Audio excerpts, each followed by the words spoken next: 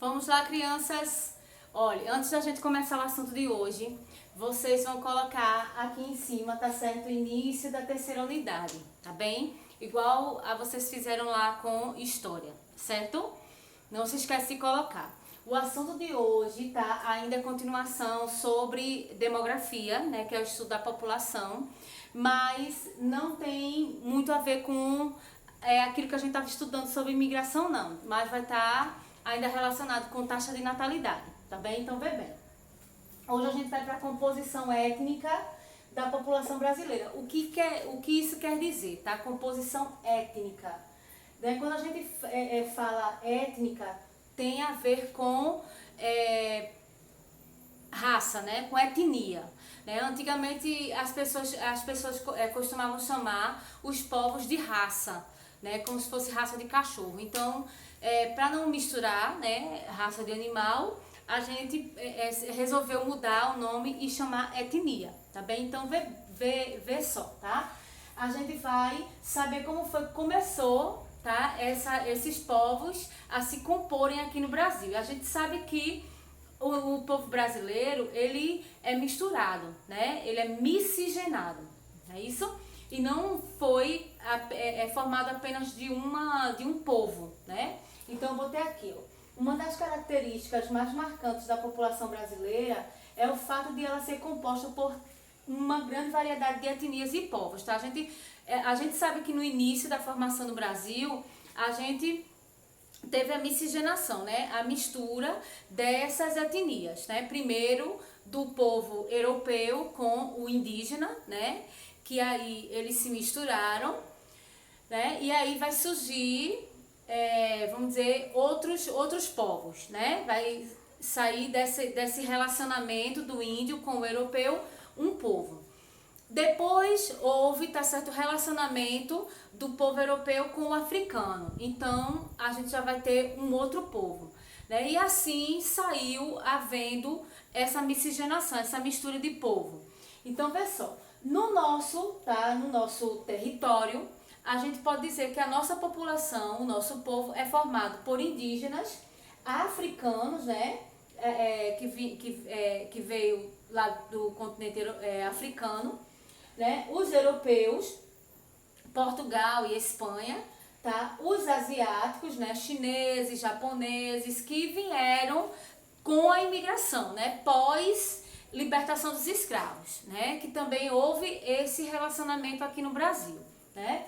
Então, vê só, assim, tá? Assim apresentam traços étnicos, ou seja, traços de etnias e culturas diversificadas, ou seja, a gente aprendeu muita coisa com esses povos, né? Então a gente tem o acarajé, a gente tem o candomblé, que é a religião africana, né? A gente tem a quadrilha, que é um traço cultural da Europa, né? dos europeus.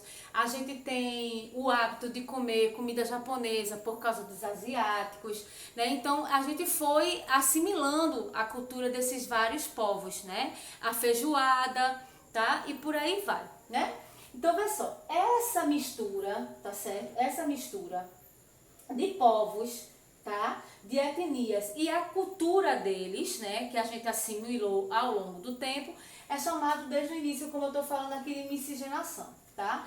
Essa miscigenação, ela vai fazer surgir um outro tipo de povo também, que é o chamado pardo. Eu não sei se vocês já ouviram falar, né? Que é o mestiço, né? Porque, veja só, eu tenho a mistura, né, do índio com o europeu, surgiu o mestiço, tá certo? A mistura do europeu com o africano, um outro povo, né, o mestiço. Vamos dizer, houve a mistura do indígena com o africano, com certeza, mestiço. Então, ou eu chamo de mestiço ou eu chamo de pardo, tá? Podemos dizer assim, a gente é de origem europeia? Não. É de origem africana? Também não. Então, a gente pode dizer que a gente é mestiço ou pardo, tá? O IBGE, ele não classifica as pessoas de acordo com a etnia, sim de acordo com a cor, tá? Então, vê só, né? A gente vai ter os indígenas, que são os índios, né? Que eles não colocaram cor, porque eu acho que se eles fossem colocar cor, eu acho que eles iam colocar marrom. Mas os europeus, né? Quem é de origem europeia, é branca, tá? O africano é o preto, né? Preta. Quem é asiático, né? Japonês, chinês, é amarela, tá? E a gente, né? A gente que é o pardo, que é o mestiço, né? Que não tem uma cor definida porque é a mistura de etnias, tá certo? Então, vê só.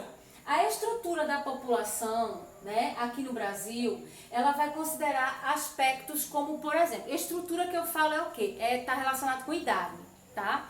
Então ela vai fazer relação, né, vai considerar aspectos importantes, como por exemplo, o gênero, né, se é menino, se é menina, né, se é homem, se é mulher, se é homossexual, se não é, né, de trabalho, né, de renda, quanto ganha, quanto não ganha, de trabalho, se por um acaso estuda ou não. Então, quando a gente está fazendo a pesquisa do IBGE, o IBGE procura saber tudo isso, né? Para quem já recebeu o IBGE em casa, ele procura saber essas informações. Se você é branco, né, se considera branco ou pardo, né? Quantas pessoas ali trabalham, quantas pessoas estudam, né? Vamos dizer qual a idade de cada um, porque também faz a relação, né? O gênero, se é homem, se é mulher, se é trans, tá? Porque isso aí também entra na pesquisa.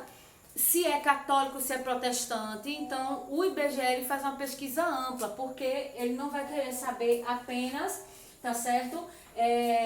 A questão que é importante para ele, né? E sim para a questão política, social e cultural, né? Daquela região, daquele país. Então, faz uma pesquisa para saber não só quantas pessoas têm, né? Mas também o quanto elas ganham, se o nível de escolaridade é alto ou é baixo e que é importante para o Brasil, tá? Então, vê só.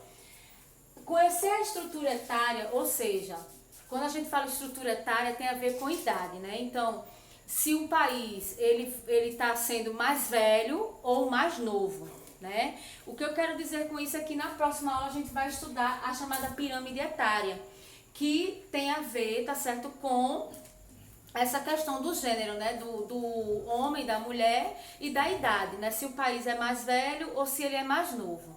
Aqui no Brasil a gente não tem esse problema, né? A gente tem mais jovens do que idosos, né? Já a Europa, ela passa por esse contraste, né? É totalmente o diferente da gente, que eles lá têm mais velhos do que idosos. Agora vamos saber por quê, tá? A gente sabe que os países eles são classificados em ricos e pobres, tá? Aqueles que têm melhor condição e aqueles que não têm. Hoje em dia, a gente não está mais nessa categoria de rico e pobre, não, né? São aqueles desenvolvidos, os não desenvolvidos, né? Que são os subdesenvolvidos e os que estão em desenvolvimento, no caso do Brasil, que nunca se desenvolve nem para frente nem para trás, mas tudo bem.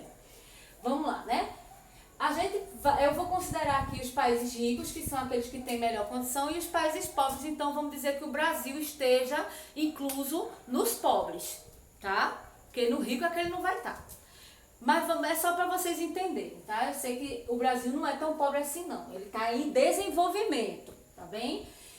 Os ricos, tá? A gente vai ter, ó, a taxa de natalidade baixa, tá? A gente já conversou isso aqui na aula passada, né? Nos países ricos, eles preferem estudar mais, né? As mulheres preferem estudar mais e tendem a ter filhos depois, então, às vezes passa da idade de ter filhote, né? E aí a taxa de natalidade é mais baixa, né? Nasce pouca gente, é isso que eu quero dizer. E a expectativa de vida é elevada, tá? Ou seja, se vive mais, né? Se passa dos 90 anos. Por quê? Porque se é um país rico, vai ter vacina, vai ter melhor trabalho. Então, tendo melhor trabalho, eles podem comprar melhor alimentação, né? Podem pagar plano de saúde. Então, eles se cuidam mais, tá certo? Nos países pobres, a taxa de natalidade ela vai ser alta, ou seja, nos países pobres, a galera tende a ter mais filho, né? Por quê? Porque não há um estudo, tá certo? Né? Nas escolas também não se previne muito a respeito da prevenção dos bebês. Então, a população ela tende a ter mais filhos, tá? E a expectativa de vida, ela é baixa. É tanto que, por que, professor, isso acontece? Porque nos países pobres, as pessoas, principalmente mais jovens, elas tendem a entrar para a vida do crime, tá? Então, a expectativa de vida é mais baixa. Fora que, tá, além de entrar para a vida do crime, não tem dinheiro para alimentação, porque o salário é baixo, tá? Não tem dinheiro para pagar o plano de saúde e o governo também não oferece melhores condições, tá? A verdade é essa. Nos países ricos, a gente vai ter a participação dos jovens é menor, tá? Por quê? Porque lembra que a taxa de natalidade é baixa, então não vai ter tanto jovem assim, tá? Se não tá nascendo gente, não tem jovem. Então, se a participação deles é menor, por quê? Porque enquanto eles estão crescendo, quem está trabalhando são os idosos. Então, a participação dos idosos ela é maior. Principalmente por quê? Porque a expectativa de vida nos países ricos é maior, tá? É feito, eu disse, eles passam dos 90. Então, a aposentadoria para essas pessoas idosas aqui, ó, elas são bem maiores do que aqui no Brasil, tá? A gente se aposenta com 65, 66, 67. Nos países ricos, tá? Essa taxa é maior. Se aposenta com 70, 72, tá? Para aproveitar mesmo o idoso. Imagina, minha gente, bichinho, né? Trabalhando até 72, 75 anos, ninguém merece não. Aqui, ó, nos países pobres, tá? A participação dos jovens, ela é maior. Por quê? Porque a gente tem mais jovem, né? Por que tem mais jovem? Porque nasce mais, tá certo? Nasce mais, né? E como, tá certo, a expectativa de vida é baixa, né? Então, a participação dos idosos é menor, porque como a expectativa de vida é menor, eles tendem a morrer, tá certo? Antes dos 90 anos, tá bem? Então, é por isso que como a gente tá prolongando isso, né? Os nossos velhos, eles estão tendo uma expectativa de vida maior, então é por isso que há a reforma da Previdência, né? Para poder prolongar essa questão do idoso trabalhar mais, tá certo? Na próxima aula a gente entra em pirâmide etária. Tá, eu espero que vocês não tenham tido dúvida, mas se tiver, pergunta pra mim lá no Zap que a gente tira a dúvida. E se tiver dúvida, volta de novo o vídeo pra poder você ir tirando sua dúvida aí, tá certo? Cheiro e até a próxima aula.